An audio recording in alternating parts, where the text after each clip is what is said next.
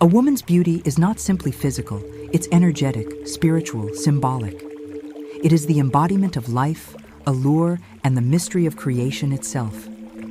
Carl Jung understood that beauty, like all archetypes, is more than surface. It is a mirror that reflects unconscious content. When a man encounters a woman who radiates this kind of presence, it stirs something deep within him. For a mature, integrated man, it inspires awe, reverence, desire, and admiration. But for the emotionally fragmented man, still ruled by his wounded ego and unintegrated shadow, it provokes something darker: jealousy, fear, and the urge to control. Jealousy, in its rawest psychological form, is not about love. It's about fear of loss, fear of inadequacy, fear of being unseen in the presence of someone whose light reveals your inner darkness. In relationships, men often don't consciously realize that their possessiveness or resentment toward a beautiful woman is not actually directed at her, but at the part of themselves that feels invisible, unworthy, and eclipsed by her radiance. Carl Jung's theory of the shadow teaches that we all carry disowned parts of ourselves, the traits we cannot admit, accept, or love. And for many men, the empowered, radiant, and independent beauty of a woman activates the very part of themselves they fear most, the part that feels small, powerless, or irrelevant. This is why your beauty feels like a threat. Because it's not just your looks, it's your glow. It's the way you move through the world without asking for permission. It's the way other people respond to you. It's the unspoken power you carry in your voice, your smile, your silence. And when a man has not done the inner work to accept his own sense of worth, value, and masculine identity, your light becomes unbearable. It feels like a mirror reflecting his insufficiency. And rather than look into that mirror, he will try to dim your light. He will try to reduce you, possess you, or belittle you. Not because he doesn't see your value, but because he sees it too clearly and fears he cannot match it. Jung's concept of projection helps us understand this. Projection is when we unconsciously place our own repressed feelings onto another. So when a man says you're too much, or gets suspicious about other men around you, or becomes emotionally reactive when you express confidence, he is projecting his own internal insecurity. He cannot hold the weight of your presence because he has not learned how to hold his own. He feels threatened not by your actions, but by your essence. You could be loyal, soft-spoken, modest, and kind.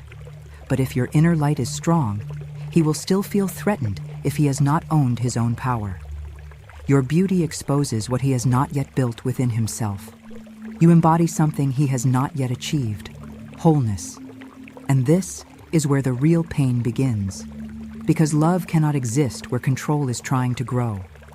A man ruled by jealousy does not seek love. He seeks dominance, reassurance, and emotional validation. He wants your beauty to make him feel valuable. He wants your attention to patch the holes in his self-worth. But he also resents that you even have the power to make him feel better or worse. He is caught in a double bind, drawn to you, yet resenting you for the very qualities that attract him. So what does he do? He tries to level the playing field, not by rising to meet you, but by pulling you down. He might make subtle comments about your appearance, question your integrity, accuse you of disloyalty, or even withdraw affection to punish you for the attention you receive from others. He might frame it as concern, but it's not concern. It's control dressed as care. His shadow is playing chess with your confidence. And every time you shrink yourself to make him feel safe, you lose a piece of your soul. This is the quiet tragedy so many women live with. Not loud abuse, not visible cruelty, but the slow erosion of radiance under the weight of a man's unresolved insecurity. A woman begins to second-guess her intuition. She over-explains, over-apologizes, overcompensates. She begins to feel guilty for being attractive, magnetic, or noticed.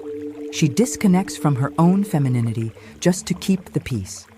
And the cost is spiritual. She begins to resent herself for the way she shines. That's when the inner split happens. when a woman learns to fear her own light. And make no mistake, this is not about narcissism or vanity. True feminine beauty is not boastful. It is not shallow. It is sacred. It is the energy of the muse, the goddess, the mother, the healer, the queen. But in a culture where the masculine is often emotionally underdeveloped, women are punished for embodying too much presence, too much sensuality, too much magnetism. In reality, it's not too much. It's just more than an unintegrated ego can bear. Jung believed that healing comes when we integrate the shadow. That means bringing the unconscious motives behind jealousy into conscious awareness. For a man to truly love a radiant woman, he must love himself first. He must be able to look into her eyes without drowning in the reflection of his own insecurity. He must learn to admire her beauty without trying to conquer it. And he must find his worth not in her gaze, but in his own self-respect. Only then can he stand beside her, not above her or beneath her. But this inner work is rare, because it requires brutal honesty, humility, and emotional intelligence. Most men were never taught to do this kind of introspection. They were taught to seek power outside themselves through achievement, dominance, or status. So when they fall in love with a woman whose presence feels like power itself, they don't know how to respond. They don't know how to receive her without needing to possess her. And possession is not love, it is fear in disguise. If you are a woman who has experienced this, know this: his jealousy is not your fault. It is not your responsibility to shrink. It is not your duty to dim yourself to be palatable. Your beauty is not a crime. Your light is not arrogance. Your femininity is not manipulation. The way people respond to your presence is a reflection of them, not you. A secure man will see your glow and feel inspired. A wounded man will feel invaded, but neither reaction defines you. You are not responsible for his healing, but you are responsible for protecting your energy. If a man cannot celebrate your fullness, he does not deserve your softness. If he cannot honor your presence, he is not ready for your intimacy. And if he tries to turn your light into a liability, it's time to walk away. Love does not punish you for being radiant. Love does not make you feel guilty for being seen. Jealousy is a mirror. It reveals more about the one who feels it than the one who receives it. And the man who is triggered by your beauty is not seeing you. He is seeing his own shadow, his own unworthiness, his own internal void. Your presence simply brings it to the surface. And while that's not your burden to carry, it is your wisdom to recognize. Because not all love is safe, not all desire is sacred, and not all men are ready for the kind of woman who reminds them of everything they are not yet. In the end, the question is not, why is he jealous? The question is, why are you accepting the consequences of someone else's inner war? Your light is not a threat, it is a gift, and only those who have made peace with their own shadow can receive it with reverence. Until then, protect your light like it's holy, because it is. A woman's radiance is not a weapon, yet in the eyes of a fractured man, it can feel like one. Why? Because she activates what lies dormant, neglected, or despised within him. She becomes the living representation of everything he wishes he could access within himself: freedom, aliveness, mystery, magnetism. But instead of using this as an opportunity for growth and reflection, he experiences it as an existential threat. She is not trying to dominate him. She is not competing. But his ego cannot comprehend power that doesn't need to overpower.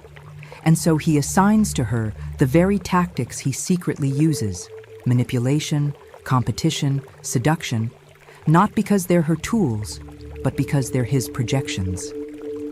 When Jung explored the shadow, he emphasized how people project their own repressed traits onto others.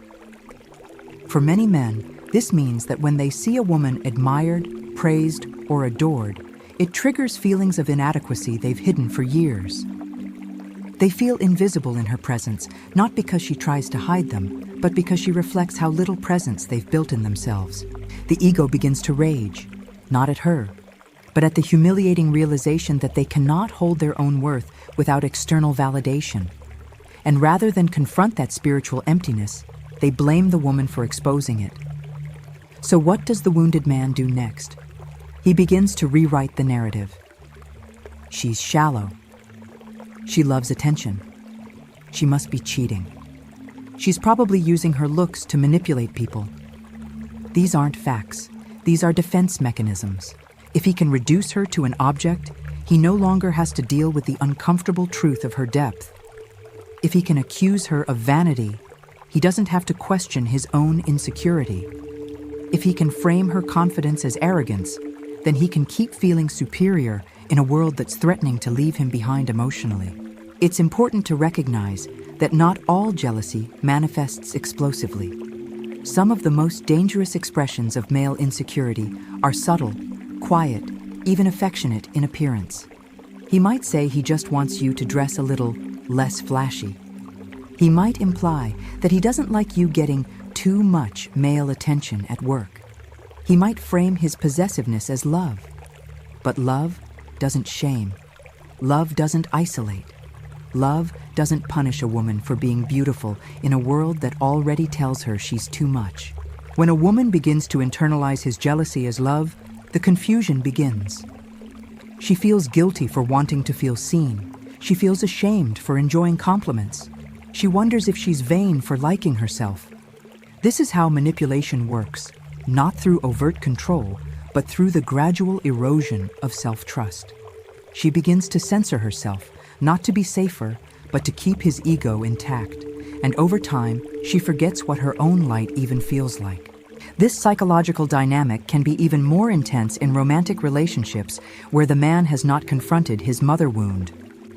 Jung's theory of the anima, the internal feminine in a man's psyche, shows that many men seek in women the emotional nurturing they never received in childhood. So when they find a radiant, emotionally alive woman, they latch onto her as a source of healing. But instead of doing the work of inner integration, they expect her to compensate for their emotional deficits.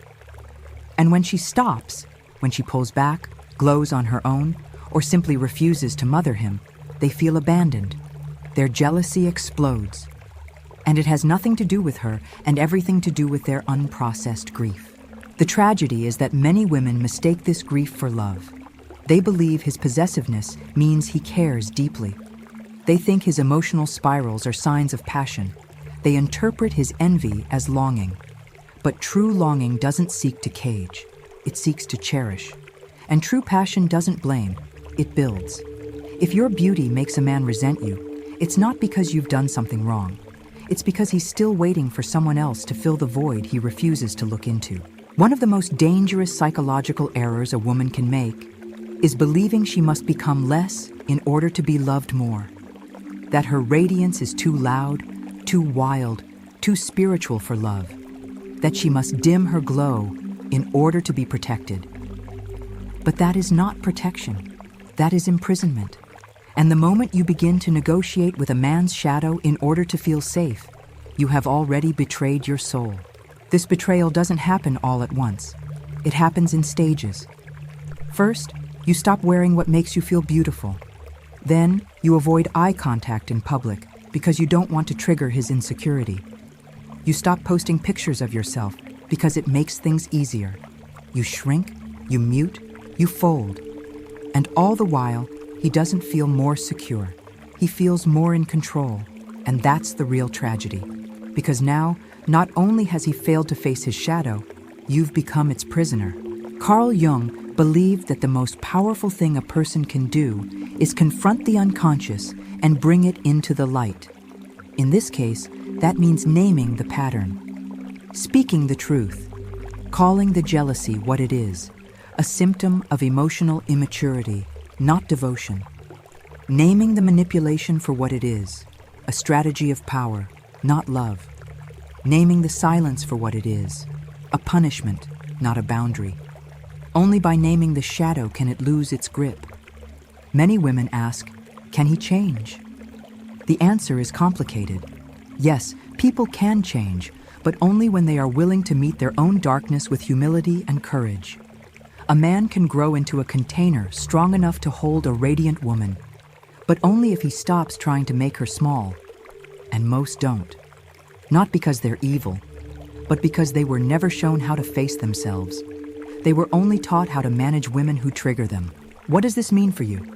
It means you must stop taking it personally. His insecurity is not your burden. His jealousy is not your fault. His mood swings are not your responsibility. Your beauty is not the cause of his collapse.